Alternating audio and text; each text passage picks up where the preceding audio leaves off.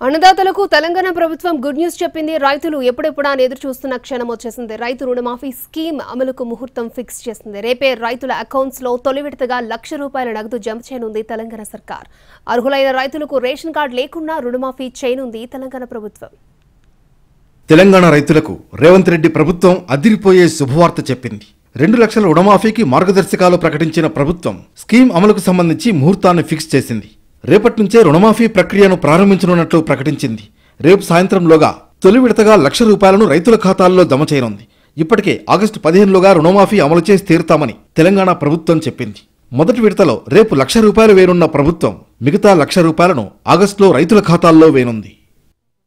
మొదటి విడతగా 18వ తారీఖు సాయంత్రం ₹1,00,000 రుణం ఉన్నటువంటి ప్రతి రైతు ఖాతాలో ₹1,00,000 ఆయన ఖాతాలో జమ చేసేదానికి 18వ తారీఖు సుముహూర్తం నిశ్చయించారు. కానీ మిగతా ₹1,00,000 కూడా అతి కొద్ది రోజుల్లోనే మీ ఖాతాలోకి జమ చేసేదానికి రాష్ట్ర ప్రభుత్వం సర్వశక్తులు వడ్డీ మాట నిలుపుకోవడం కోసం ప్రయత్నం చేస్తుందని చెప్పి రైతు సోదరులకు విజ్ఞప్తి చేస్తారు. పంట రుణం తీసుకున్నటువంటి ప్రతి ఒక్క రైతు ఖాతాలోకి ₹2,00,000 ఈ పంట కాలంలోనే జమ చేయదలుచుకున్నాం.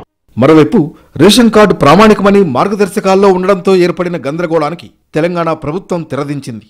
అర్హులైన రైతులకు రేషన్ కార్డు లేకున్నా రుణమాఫీ చేయనున్నట్లు స్పష్టం చేసింది. రేషన్ కార్డు కేవలం రైతు కుటుంబాన్ని గుర్తించేందుకే అని స్పష్టం చేసింది ప్రభుత్వం. పాస్బుక్ ఆధారంగానే రుణమాఫీ చేస్తామని క్లారిటీ ఇచ్చింది. అంటే పాత డేటా ప్రకారమే రుణమాఫీ చేయబోతోంది. అంతేకాకుండా రైతుల పాత బకాయిలను రుణమాఫీ నిధుల నుంచి తీసుకోవద్దని బ్యాంకర్లకు స్పష్టమైన ఆదేశాలిచ్చింది. అలా చేస్తే కఠిన చర్యలు తీసుకుంటామని హెచ్చరించింది. వైట్ కార్డు చూపించి భూతాన్ని చూపిస్తున్నారు.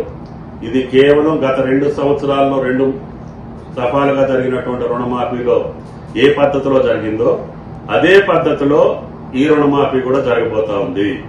కాబట్టి ఎవరు కూడా ఆందోళన చెందాల్సిన పని లేదు.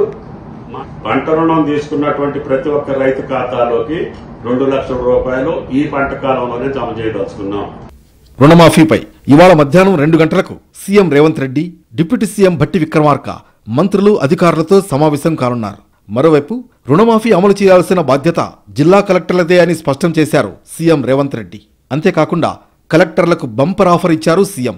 రుణమాఫీ బాగా అమలు చేసిన 3 కలెక్టర్లకు డిప్యూటీ సీఎం భట్టి విక్రమార్కతో లంచ్ మీటింగ్ ఉంటుందని ఆఫర్ ఇచ్చారు.